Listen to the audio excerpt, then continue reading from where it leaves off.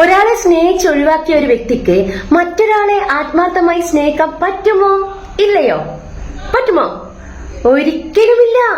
കാരണം നമ്മളെപ്പോലുള്ള 90s kids അല്ലെങ്കിൽ അതിനു മുമ്പുള്ള എല്ലാ ജനറേഷനിലെ ആൾക്കാരും ഈ പ്രണയം സ്നേഹം എന്നൊക്കെ പറയുന്നത് അതിന് അത്ര ആത്മാർത്ഥതയുണ്ടാവും.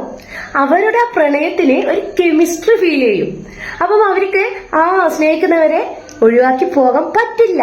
അഥവാ ഒഴിവാക്കേണ്ട സാഹചര്യം വന്നാൽ തന്നെ അവർ മരണം വരെ ആ പ്രണയം എന്നും മനസ്സിൽ ഓർത്തിരിക്കും.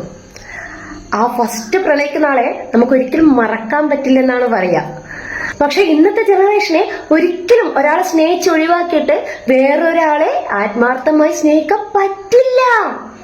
കാരണം അവരുടെ പ്രണയത്തിന് അല്ലെങ്കിൽ സ്നേഹത്തിന് ഒരു ഭ്രമം മാത്രമാണ്. അവർ ഇന്നൊരാളെ കണ്ട് സ്നേഹിക്കും, അവരെ ഒഴിവാക്കി, പിന്നെ പിറ്റേ ദിവസം വേറൊരാളെ കണ്ടാൽ അവരെ സ്നേഹിക്കും.